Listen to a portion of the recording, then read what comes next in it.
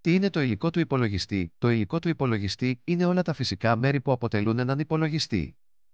Αυτά τα μέρη περιλαμβάνουν την κεντρική μονάδα επεξεργασίας, η οποία είναι ο εγκέφαλος του υπολογιστή που εκτελεί τις εντολές. Τη μνήμη RAM στην οποία αποθηκεύονται προσωρινά δεδομένα που χρησιμοποιούνται από τον υπολογιστή. Ο σκληρός δίσκος ο οποίος αποθηκεύει μόνιμα δεδομένα και προγράμματα. Η κάρτα γραφικών στην οποία γίνεται επεξεργασία εικόνων και βίντεο. Η μητρική πλακέτα που συνδέει όλα τα μέρη του υπολογιστή μεταξύ τους. Οι υπόλοιπες περιφερειακές συσκευές που συνδέονται στον υπολογιστή, όπως το πληκτρολόγιο, το ποντίκι και η οθόνη.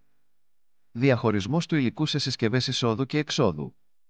Οι περιφερειακές συσκευές χωρίζονται σε δύο κατηγορίες: τις συσκευές εισόδου που χρησιμοποιούνται για την εισαγωγή δεδομένων στον υπολογιστή, όπως το πληκτρολόγιο, το ποντίκι, ο σαρωτής και η κάμερα. Τις συσκευές εξόδου που χρησιμοποιούνται για την εμφάνιση ή την εκτύπωση δεδομένων από τον υπολογιστή, όπως η οθόνη, ο εκτυπωτής και τα ηχεία. Αποθηκευτικά μέσα. Τα αποθηκευτικά μέσα είναι συσκευές που χρησιμοποιούνται για την αποθήκευση δεδομένων και προγραμμάτων, όπως ο σκληρός δίσκος, το USB και ο εξωτερικός σκληρός δίσκος. Πώς λειτουργεί το υλικό του υπολογιστή? Όταν πατάτε ένα πλήκτρο στο πληκτρολόγιο ή κάνετε κλικ με το ποντίκι, στέλνετε ένα σήμα στον υπολογιστή. Αυτό το σήμα μεταφέρεται στη CPU, η οποία το επεξεργάζεται και στέλνει μια απάντηση. Η απάντηση μπορεί να είναι να εμφανιστεί ένα γράμμα στην οθόνη, να ανοίξει ένα πρόγραμμα ή να εκτελεστεί μια άλλη ενέργεια.